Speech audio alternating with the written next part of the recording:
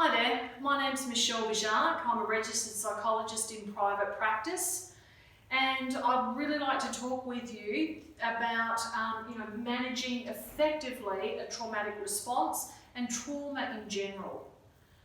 Now, we've got to think about, in an environment or a workplace like Anglicare, what are the various sources of traumatic event or traumatic experience that we could be exposed to, and to be quite honest, they're numerous.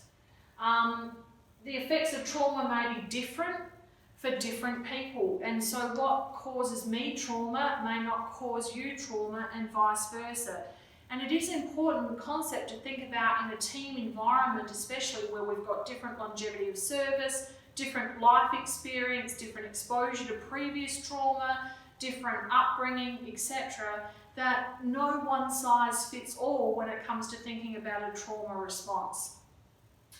65% of Australians are likely to experience or witness an event that threatens their safety.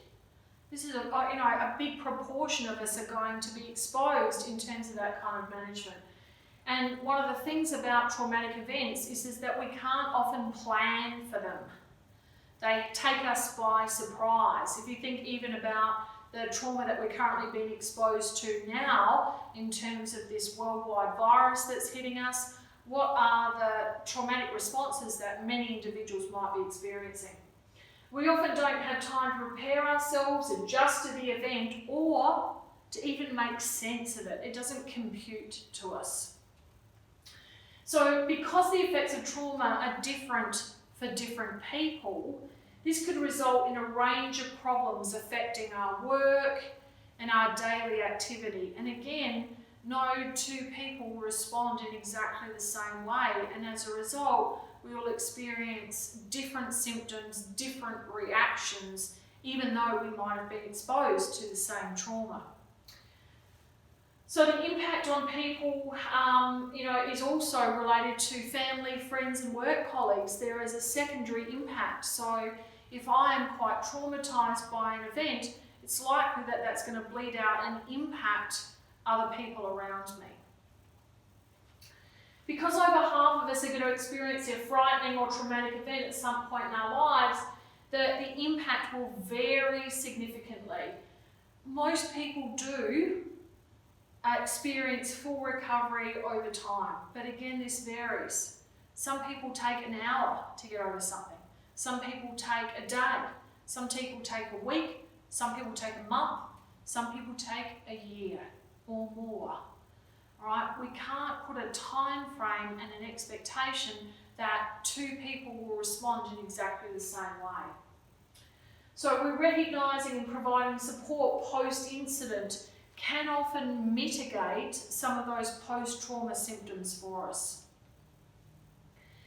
Now, what we do have to understand when we think about this concept of trauma is that trauma is not always just associated with an isolated event or an interaction or a situation. Trauma can also be experienced over a breadth and depth of time and exposure. So, we can be exposed to what we call vicarious trauma, or even something slightly different, compassion fatigue. Let's look at some of these definitions to kind of get a bit of an idea what these things are. So, vicarious trauma is a cumulative and transformative effect upon a professional who's working with survivors of traumatic incidents. Okay, so if you think about you constantly being exposed to individuals who are experiencing poverty and the stories that they tell you and the events as that they transpire and having interactions with those individuals. We can also experience what we call secondary trauma, and this is the emotional or psychological effect experienced through various vicarious exposure to the details of traumatic experiences. For example, you could be reading through case notes about an intervention with a child and the abuse that might have been implied upon that child and the effect that that has on you. We call that secondary trauma. We can also then experience compassion fatigue, the emotional residue of exposure to working with those suffering from the consequences of a traumatic effect. In other words, over time, by our expressing compassion to people who have been experiencing trauma, that impacts us and our well-being and our own mental health. And we can also have burnout. This is associated with work stress, feelings resulting as things that transpire, passion and enthusiasm are stripped away, things become tedious and unpleasant, and as we feel overwhelmed by what it is that we're experiencing.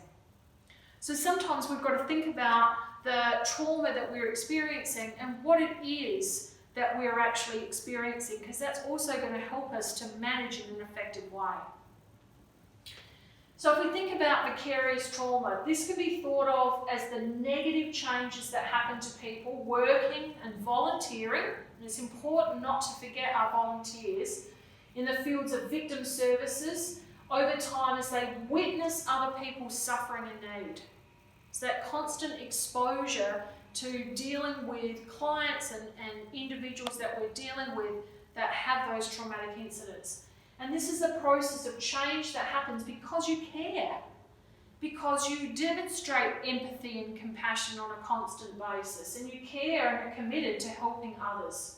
But over time, that constant exposure to that trauma, that constant empathy, can change your physical and psychological well-being.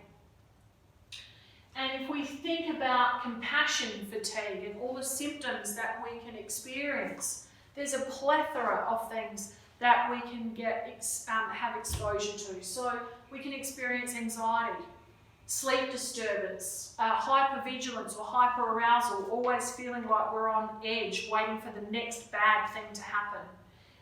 We can feel disoriented and forgetful, short-term memory loss. We can develop almost this sense of apathy. Sometimes we scare ourselves more by the fact that this is not impacting on us and we don't feel anything. It's almost like we have built up this barrier against experiencing and feeling, and this can be worrying to us as well. We can feel like we're on an emotional roller coaster and feel overwhelmed. We engage in poor self-care, and we've got a lack of connection with what we're doing and the purpose that we're trying to engage in. Now, it's important to note that we can't just get vicarious, trauma, this momentary snap. It's often a build-up of time of what we're exposed to. So the process is ongoing and it's cumulative. We're empathising with others in their situations, and often we take that personally. So we can experience things like, why couldn't I protect them from it? Why did they have to go through that? And we sometimes will take on ownership over another person's trauma, despite the fact we can't really control it or take it away from them. So factors that may affect us and make us more vulnerable to this occupational risk. We might have had and been exposed to prior traumatic experiences. We could be experiencing social isolation and we don't have much of a support network to debrief with and talk about and talk through those issues. We might have a tendency to avoid our feelings or withdraw away from those and sort of push them down into Pandora's box and not want to experience or take them out and look at them. We might have a lack of preparation or orientation or training or supervision in the role that we've got. There might be newer employees who are less experienced and have less exposure to their jobs and haven't built up that level of resilience yet to be able to manage that trauma experience. And it might be constant and intense trauma to what we're bearing. So we need to think about, how we're preparing our staff, how we're supporting and managing as well. Now, if you are looking, am I experiencing some vicarious trauma? What are the things that I might need to look for that demonstrate to me that I might be experiencing that cumulative build-up? So am I managing my emotions well? Or am I losing my cool easily and I've got a short fuse, or am I withdrawing from those emotions altogether? Am I accepting or feeling okay about myself? Am I feel like I'm making good decisions? Am I managing the boundaries between myself and others? Have I got relationships and opportunities to talk with people? Do I have any physical symptoms that I should be aware of? Am I feeling connected to what's going on around me, or do I feel this disconnection and almost this apathy towards that interaction? Do I feel like I've got a bit of a loss of meaning or hope with respect to positive outcomes and seeing positivity in the environment that I'm dealing with? What are the things that I'm noticing about myself that could perhaps provide me a bit of insight as to whether I might be exposing myself or have already been exposed to vicarious trauma? Now, we could be overly cynical, we could be a lot less tolerant, we could have difficulty maintaining hope or difficulty expressing our emotions. What are the things that you can see are probably an indication to you that you might be exposed to this trauma? So what are some opportunities for you to manage this? And think about how you're going to take some proactive management to build up your capacity and your resilience to cope with that constant exposure. So one of the things that's particularly important is our debriefing opportunities with our colleagues and our loved ones. I'll give you a bit of an insight. I was one of the psychologists that worked closely with the South Australian Ambulance Service to do their critical incident response and their employee assistance programs. And the lead psychologist, who was part of our team, recognised and made a little bit of an observation that people often actually spoke with one another much more easily than if they were speaking to a professional. So his goal was that he would actually assist each area of the South Australian Ambulance Service to set up what's called a peer support worker at each one of their local areas. So he trained each individual area to have a peer support debriefer whenever there was a critical incident or they identified there was vicarious trauma. And we implemented that program over the course of 12 months. And at the end of that 12 months, we had a look at what the outcomes were. And we recognised that stress claims from a work cover perspective had reduced by nearly 30%. Because after a critical incident, people had had an opportunity to actually talk with one another, not critique, blame, label. They had talked with, listened with empathy being understanding, and really allow that person to talk through how they were thinking and feeling without labeling, without critiquing, without thinking and blaming. So that debriefing opportunity is a fantastic first step. One of the important parts is not taking this on board and taking ownership of another person's issue. Right? We can recognise that trauma is happening to somebody else, but is not happening because of us or to us. So how do we build this little bit of a boundary around us in terms of what we're experiencing and our exposure to us?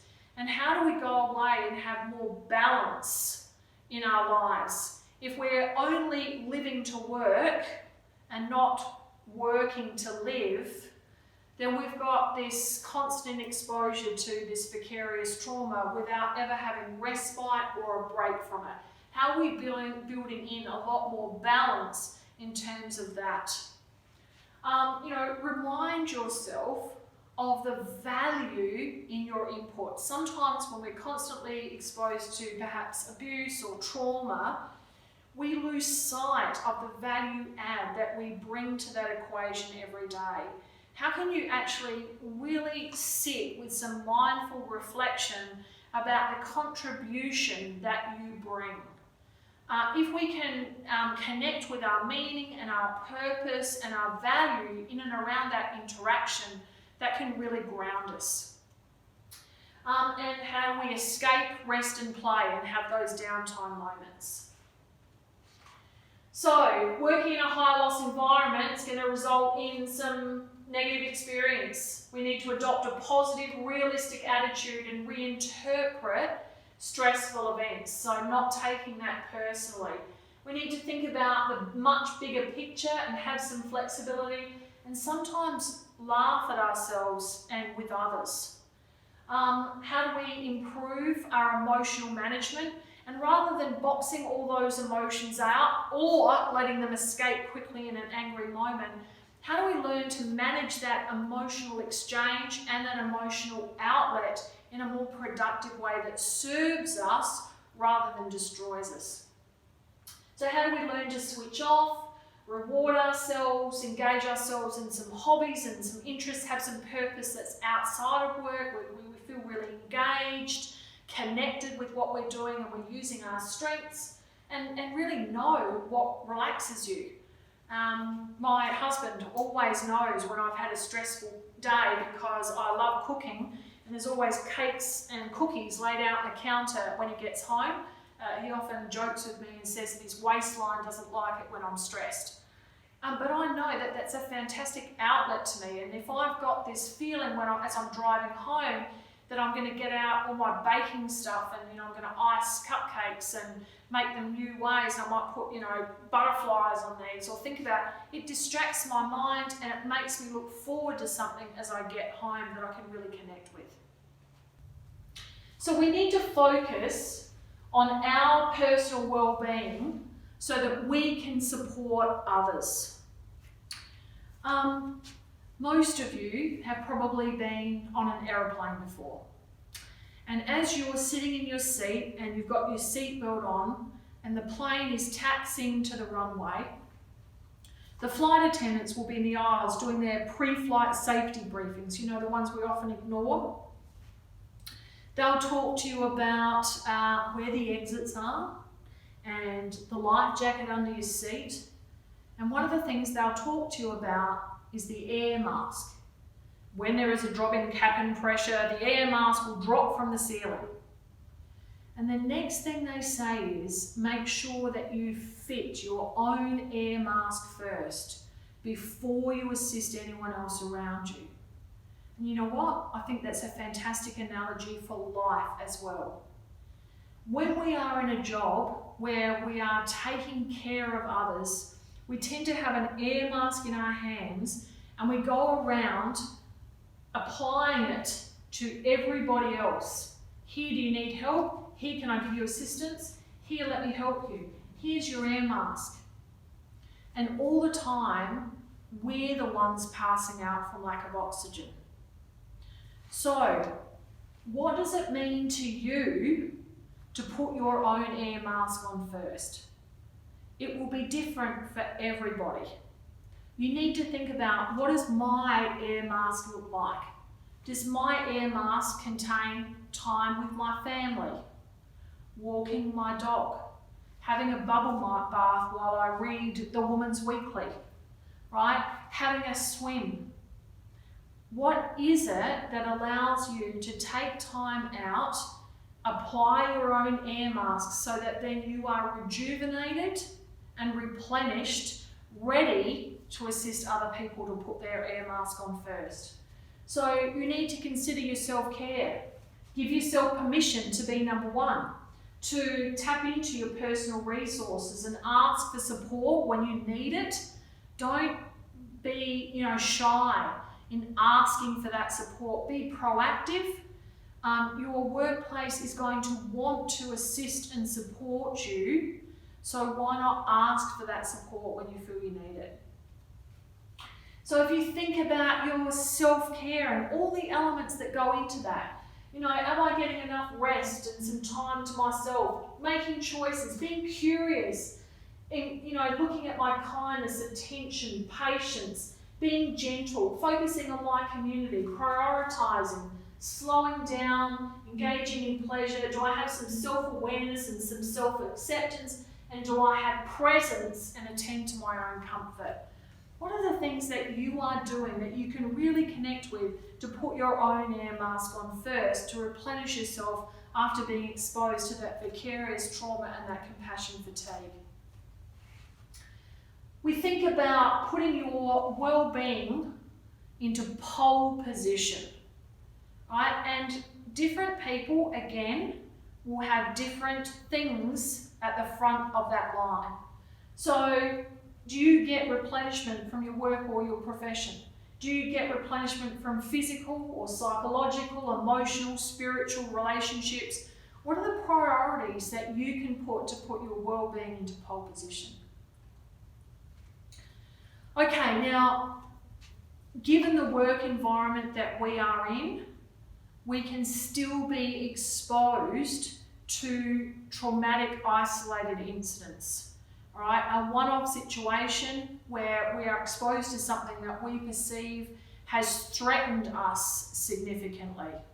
So a traumatic event is considered to be exposure to a situation where a person has felt seriously under threat, or they've had an overwhelming experience that they find it difficult to process. And even though the threat may be over, an individual can still experience very strong physical and emotional reactions even after the danger has diminished or in fact left. Now, there are two parts to trauma. There's the event itself, and then there's an individual's reaction.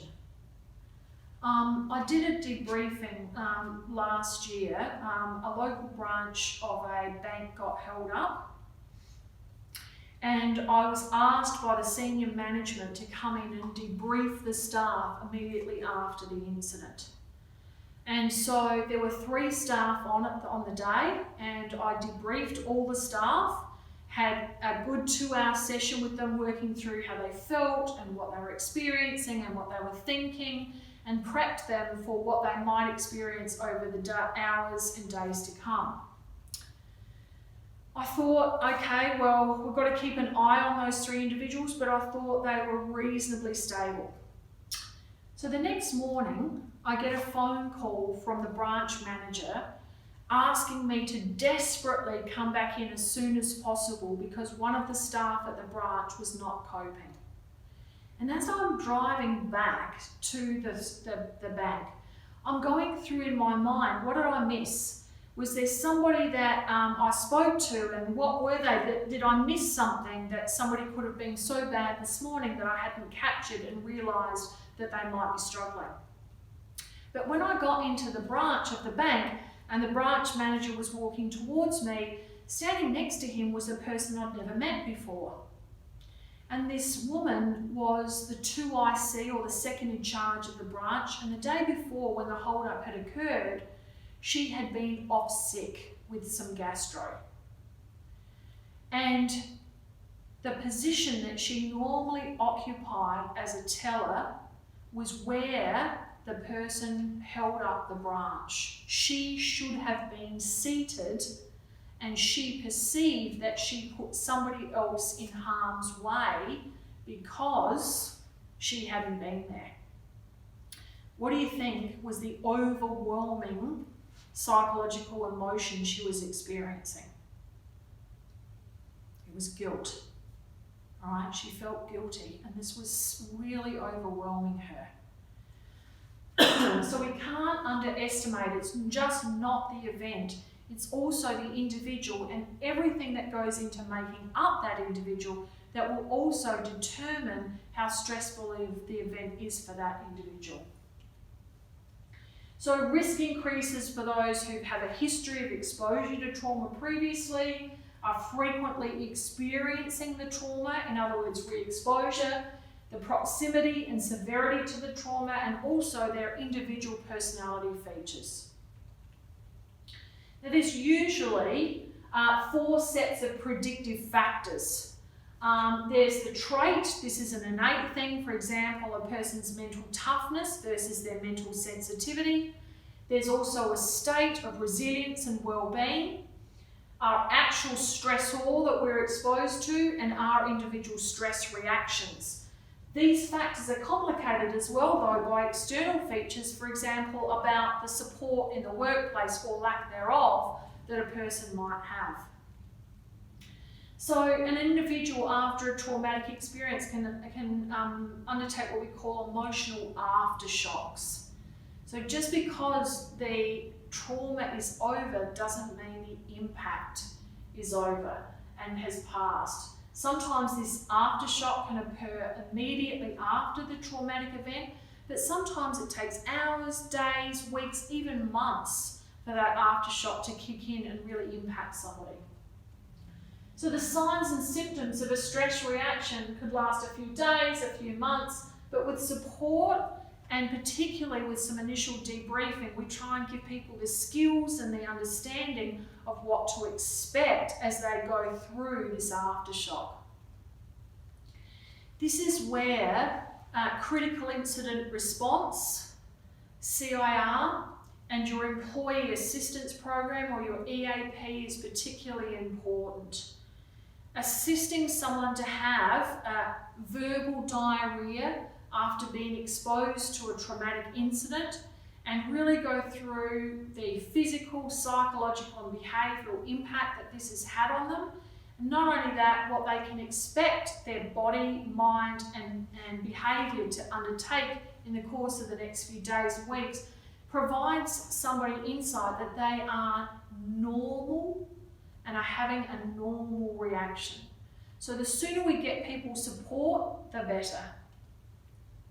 So critical incidents response, the objective is to mitigate that psychological distress, right? Recognise that what people experience is normal so they don't feel I'm going crazy, I'm losing my mind, I'm not in control.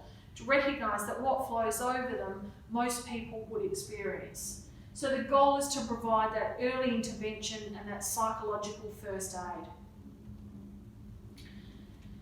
Now, as we go through and we look at post-trauma symptoms, it's important to know that not everyone, we hear repetitively about PTSD or post-traumatic stress disorder.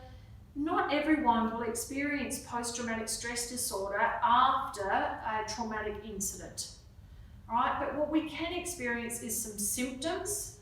We might have re-experiencing of the event, intense psychological distress at re-exposure or people around us talking about the event or reminders of the event, persistent avoidance, which is one of the biggest features of post-trauma, and emotional numbing, and then also persistent hyperarousal. We feel like we're at the edge of our seat, ready to leap at the slightest loud noise. So one of the important things is also to consider what's going on up here in terms of the thoughts that we're having following a trauma. And many people have a common line of thinking. They ask themselves, what just happened? Why did this happen? Why did I act the way that I did? Why am I acting this way now? What's happening? And the two most common things we ask ourselves are the what ifs and the if onlys. If only I'd been 10 minutes later, I wouldn't have seen that. What if I had let my daughter stay off sick today and I was home with her? What if my colleague hadn't been as quick to react as that? What would have happened to me? What if that had been 3 seconds later? What if I hadn't have gotten out of the way? Right? Those what ifs and those if onlys can really play with our mind on a constant basis. So our goal post-trauma with individuals is to provide some support, to recognise that every single person is an individual, to identify that crisis and trauma is not necessarily a consistent definition. We all have different length of service in the workplace, different exposure to trauma. We might already have a build-up of vicarious trauma. Our daughter could be being bullied at school. We could be going through a divorce. All of us have different things going on in our lives, different levels of well-being and resilience, and we need to manage that through this trauma response. And no, not any two people are the same.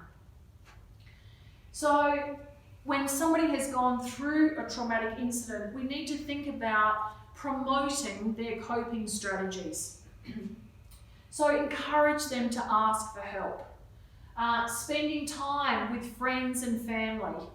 Debriefing when they want to, but not pushing or forcing that if somebody's not ready to.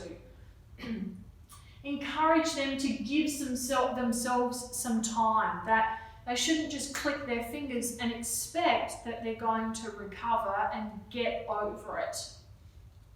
Try and keep a daily routine if at all possible.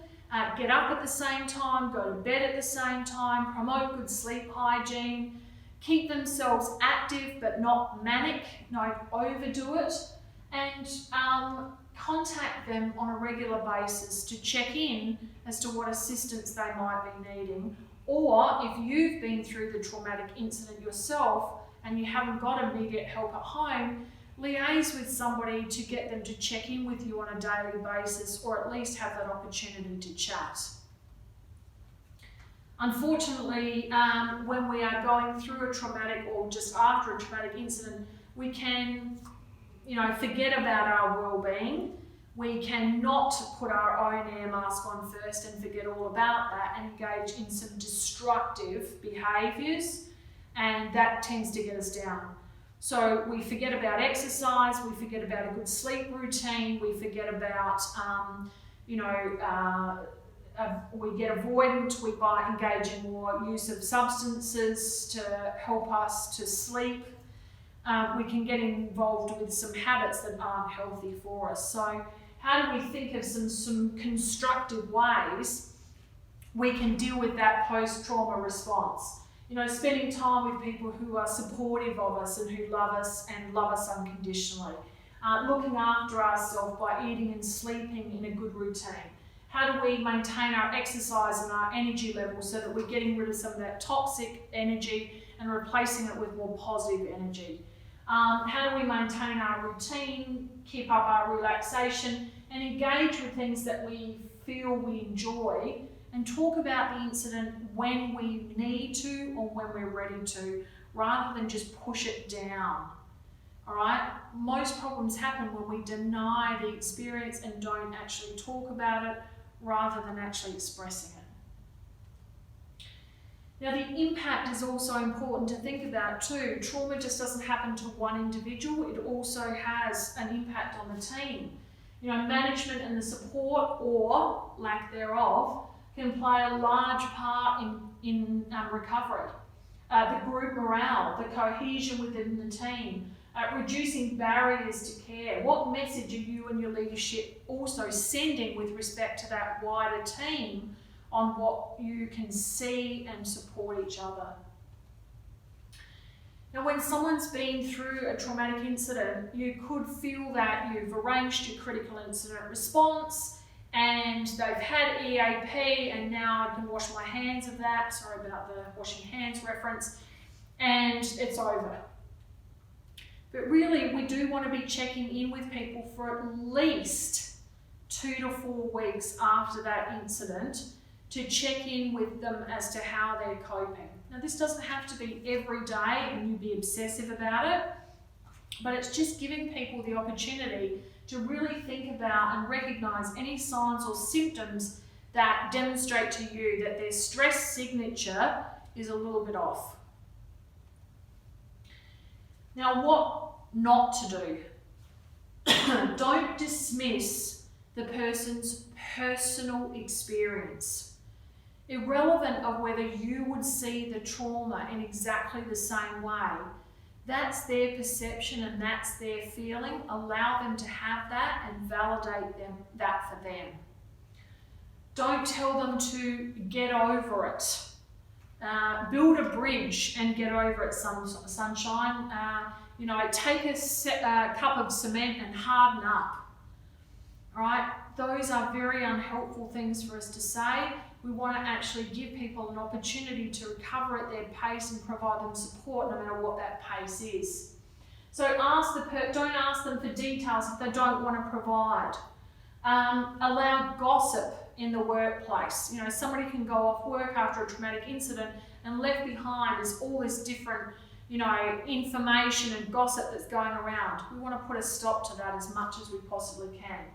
Don't dismiss feelings and experiences of those even not directly involved, because remember, we can experience vicarious trauma or secondary trauma even from hearing somebody else's exposure.